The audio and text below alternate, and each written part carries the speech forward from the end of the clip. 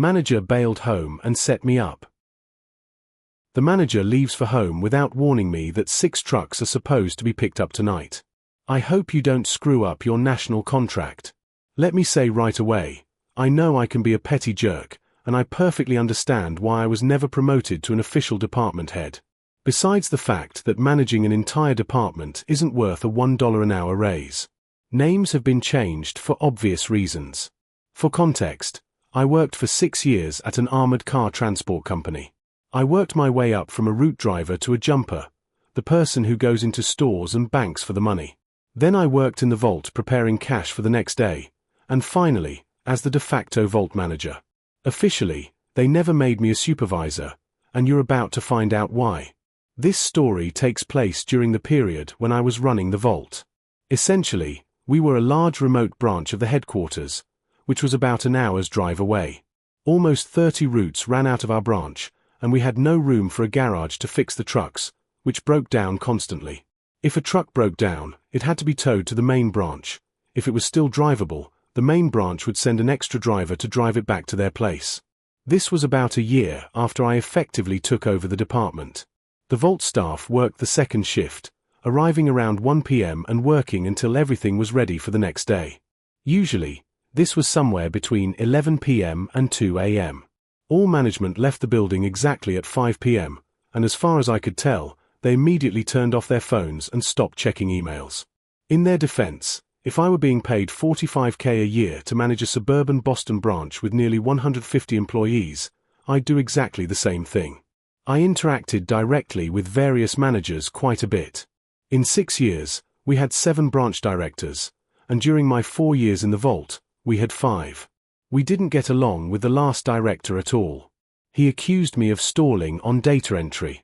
Depending on the day, I had to input anywhere from 800 to 6,000 individual shipping orders for the next day.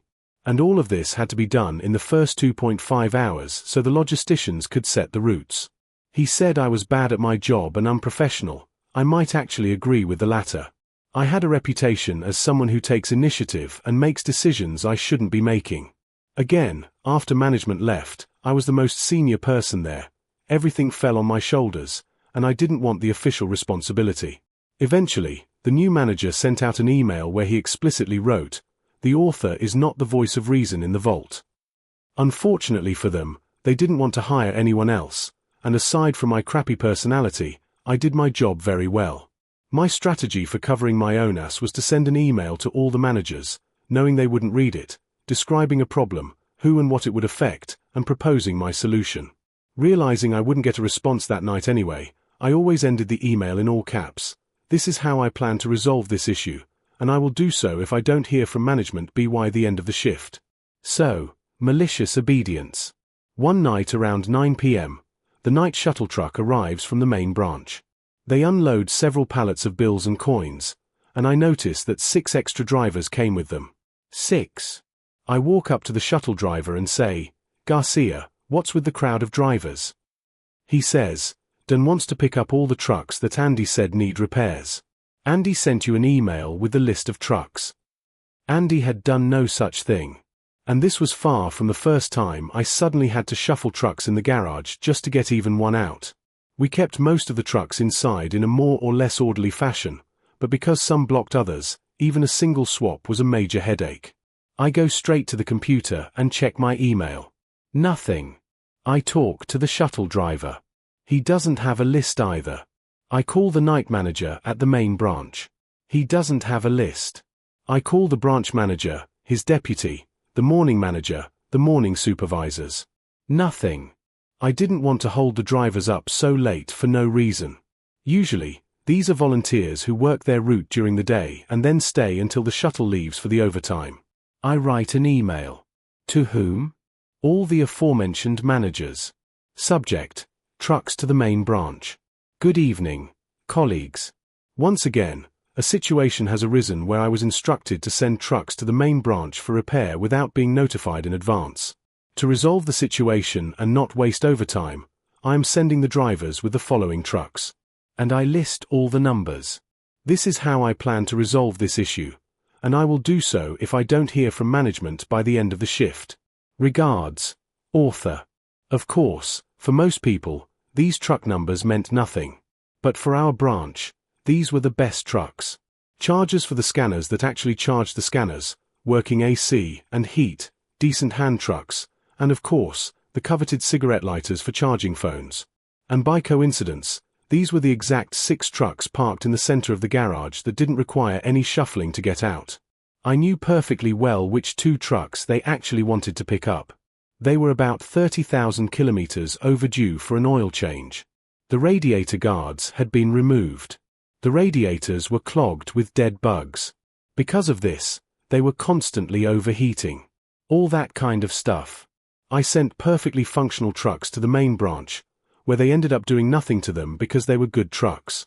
My team and I finished work around midnight and went home. As soon as I got into bed, I immediately muted my phone.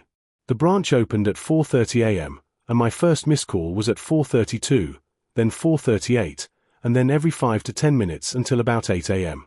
I slept peacefully until 11, got ready, made myself lunch, and went to work.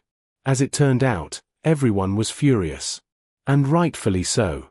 We were already having problems with a major new client, and apparently, today's missing trucks compromised an entire national contract. This was all explained to me, to which I remarked that it would be a good idea to inform the night shift about such things in advance and, perhaps, put someone who can be trusted as the voice of reason in charge of the vault.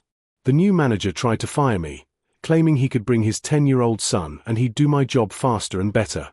I told him that perhaps he shouldn't put a person who isn't trusted as the voice of reason in charge of my department, and then I handed him a stack of papers 5 centimeters thick. All the orders that needed to be entered into the system within the next 2 hours. And I went out for a smoke. I wish I were financially stable and cool enough to quit right then. But, alas. Half an hour later, he came out and asked me to take care of the orders. I told him to call his son. He apologized, and damn it, that never happened again. Eventually, they did hire someone who officially became the department head, and I continued to do exactly the same thing I did before, since I refused to keep the staff in line until I was paid like a supervisor. This company had a habit of dangling a promotion in front of you for months, making you do the work for less money to prove your initiative, before they finally paid for the position.